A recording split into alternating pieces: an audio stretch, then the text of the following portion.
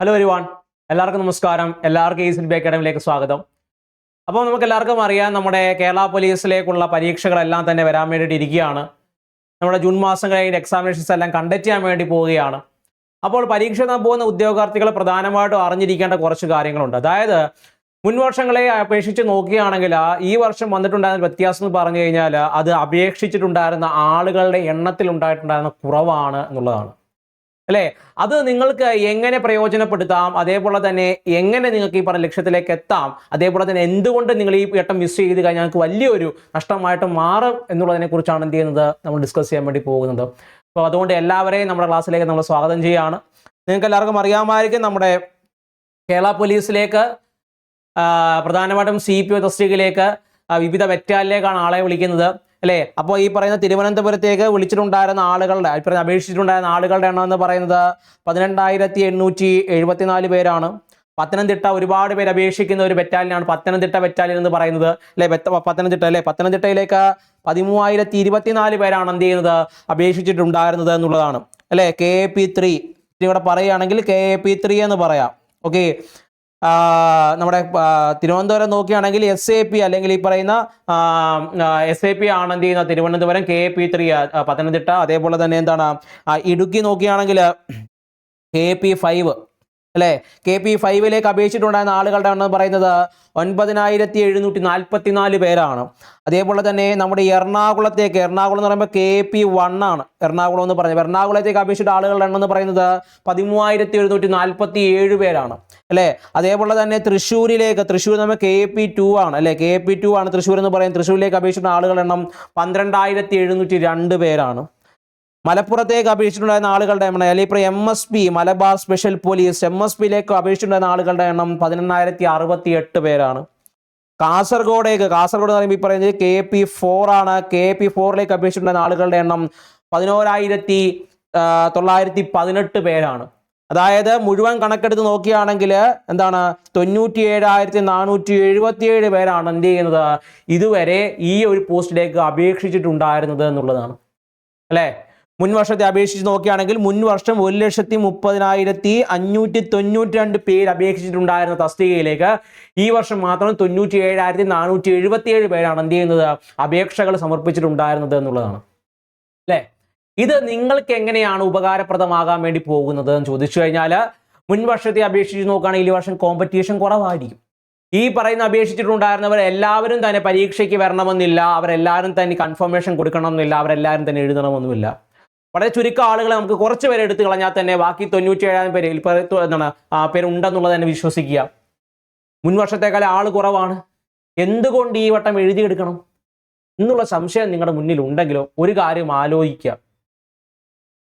അടുത്ത വർഷം നിങ്ങളിത് അറ്റൻഡ് ചെയ്യാൻ വേണ്ടി ഇരിക്കുന്നവരാണെങ്കിൽ, അടുത്ത വർഷമാണ് ഈ പറയുന്ന CPO ക്രാക്ക് ചെയ്യാൻ വേണ്ടിയിട്ടാണ് നിങ്ങൾ ഇരിക്കുന്നതെങ്കിൽ, നിങ്ങൾക്ക് എല്ലാവർക്കും അറിയാം PSC അതിൻ്റെ പ്രായപരിധി ഉയർത്തിയിട്ടുണ്ടായിരുന്നു.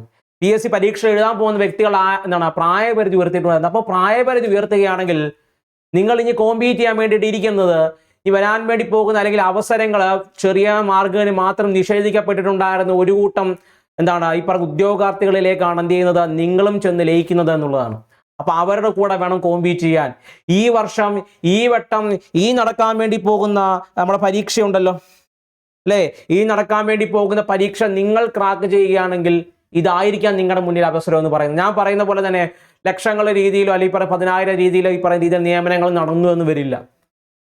പക്ഷെ എല്ലാ വർഷവും നിരന്തരം നോട്ടിഫിക്കേഷൻസ് വിളിക്കുകയും അതേപോലെ തന്നെ നിയമനങ്ങൾ നടത്തുകയും ചെയ്യുന്നത് ഈ പറയുന്ന ഫോഴ്സ് എക്സാമിനേഷൻസ് ആണ്, അല്ലേ? അങ്ങനെ നോക്കുകയാണെങ്കിൽ നമ്മുടെ യുവാക്കൾക്ക് അല്ലെങ്കിൽ നമ്മൾക്ക് എന്ത് ചെയ്യാൻ പറ്റും, കയറാൻ പറ്റുന്ന നല്ലൊരു അവസരം കൂടിയാണ് ഇത്. നിങ്ങൾ എന്ത് ചെയ്യുക, നമ്മൾ അല്ലെങ്കിൽ മിസ് ചെയ്ത് കഴിഞ്ഞു കഴിഞ്ഞാൽ അടുത്ത വട്ടം അല്ലെങ്കിൽ 2027 നമ്മൾ ഇതിനു വേണ്ടി അപേക്ഷിച്ച സമയത്ത് ഒരുപാട് പേരുടെ കൂടെ എന്ത് ചെയ്യും, നമ്മൾ കോമ്പീറ്റ് ചെയ്യേണ്ടതായിട്ട് വരും. അവസരം നിഷേധിക്കപ്പെട്ടുകൊണ്ട് ആളുകളുടെ കോമ്പീറ്റ് ചെയ്യേണ്ടതായിട്ട് വരും, അല്ലേ? ഒരുപാട് പേര് വെറും 1ഉം 2ഉം മാർക്കിന് മാത്രമേ പോയിട്ടുണ്ടായിരുന്ന ആളുകളുടെ കൂടെ കോമ്പീറ്റ് ചെയ്യേണ്ടി വരുമ്പോൾ അത്രത്തോളം ഈ പറയുന്ന സ്ട്രെസ് നമുക്ക് അനുഭവപ്പെടേണ്ടതായിട്ട് വരും. അതുകൊണ്ട് തന്നെ വീണ് കിട്ടുന്ന ഓരോ അവസരങ്ങൾ നമ്മൾ പരമാവധി പ്രയോജനപ്പെടുത്താത്ത പക്ഷം നമുക്ക് വിജയത്തിലേക്ക് എത്താൻ വേണ്ടി പറ്റില്ല, അല്ലേ? അപ്പം നിങ്ങളുടെ പഠനം നിങ്ങൾ ക്രൂഷ്യലായിട്ട് കൊണ്ടുപോകേണ്ടതായിട്ടുണ്ട്, അല്ലേ? അതിന് വേണ്ടിയിട്ട് പ്രയത്നിക്കേണ്ടതായിട്ടുമുണ്ട്, അല്ലേ? അത് എങ്ങനെ നോക്കാന്ന് പറഞ്ഞാൽ നിങ്ങൾക്ക് എല്ലാവർക്കും അറിയാം, സിലബസ് എന്ന് പറയുന്നത് തന്നെ. ഓക്കെ, സിലബസിനെ കുറിച്ച് പറയുകയാണെങ്കിൽ സിലബസ് എന്ന് പറയുന്നത് ഇതാണ് അതിന്റെ സിലബസ് ആയിട്ട് വരുന്നത്. പ്രധാനമായിട്ടും ചരിത്രം 5 മാർക്ക്, ഭൂമിശാസ്ത്രം, ജനതശാസ്ത്രം, കേരളം, ഭരണ സംവിധാനങ്ങൾ അടങ്ങുന്ന വലിയൊരു ടോപ്പിക്കാണ് എന്ത് ഇതിനകത്ത് വരുന്നത്. അതിനകത്ത് 20 മാർക്ക് മാത്രം തന്നെ സ്പെഷ്യൽ ടോപ്പിക് ഉണ്ട്.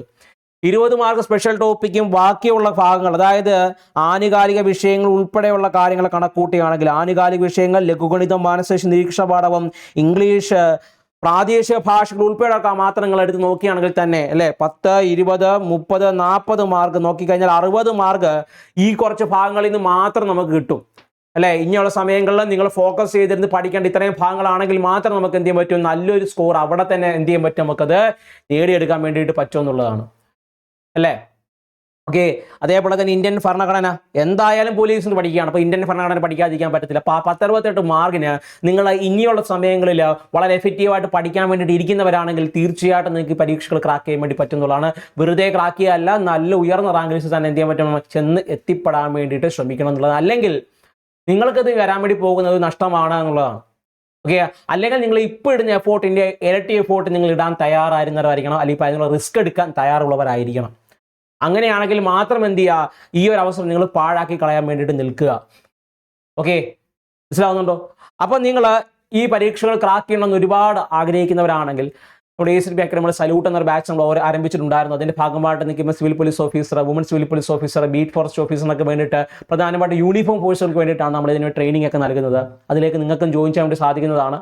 വളരെ PSCയുടെ ഈ പറയുന്ന പ്രവർത്തന രംഗത്തിൽ വർഷങ്ങളുടെ ഈ പറയുന്ന പഠിപ്പിച്ചു വരുന്ന അധ്യാപകരെ തന്നെയാണ് നിങ്ങൾ എന്ത് ചെയ്യുന്നത്, പഠിപ്പിക്കുന്നത് എന്നുള്ളതാണ്. അപ്പം നിങ്ങൾക്ക് ഈ പറഞ്ഞ ഇതിൽ കോഴ്സിലൊക്കെ ജോയിൻ ചെയ്തതിനു ശേഷം നിങ്ങൾക്ക് എന്ത് ചെയ്യാൻ പറ്റും, വിളിച്ച് എൻക്വയറി ചെയ്യുകയും അത് നിങ്ങൾക്ക് ഡൗൺലോഡ് ചെയ്തതിനു ശേഷം നിങ്ങൾ ഈ പറഞ്ഞ കോഴ്സിൻ്റെ മറ്റു കാര്യങ്ങളൊക്കെ എന്ത് ചെയ്യാൻ പറ്റും, എൻക്വയറി ചെയ്ത് മനസ്സിലാക്കി ക്ലോസ് കോഴ്സിലേക്ക് ജോയിൻ ചെയ്യാൻ വേണ്ടി സാധിക്കുന്നതാണ്.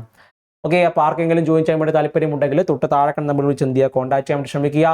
നിങ്ങൾ അവസരങ്ങൾ ഒരിക്കലും നിങ്ങൾ പാഴാക്കി കളയരുത്. എപ്പോഴും അവസരങ്ങൾ വീണ് കിട്ടിയെന്ന് വരില്ല. പരമാവധി അവസരങ്ങൾ പരമാവധി വേഗത്തിൽ എന്ത് ചെയ്യുക, നേടിയെടുക്കാൻ വേണ്ടി നേടിയെടുക്കുക. അതിന് നിങ്ങളെ കൊണ്ട് സാധിക്കട്ടെ, നിങ്ങളെ കൊണ്ടായി പറയുന്ന യൂണിഫോം നിങ്ങളെ കൊണ്ട് ഇടാൻ സാധിക്കട്ടെ എന്ന് ആത്മാർത്ഥങ്ങൾ ആഗ്രഹിച്ചുകൊണ്ട് നിർത്തുകയാണ്. അപ്പം കോഴ്സിൽ ജോലി നേടിയെടുക്കാൻ വേണ്ടി ആഗ്രഹിക്കുന്ന എല്ലാ ഉദ്യോഗാർത്ഥികൾക്കും നന്മ മാത്രം ആഗ്രഹിച്ചുകൊണ്ട് നിർത്തുന്നു. നന്ദി, താങ്ക് യു.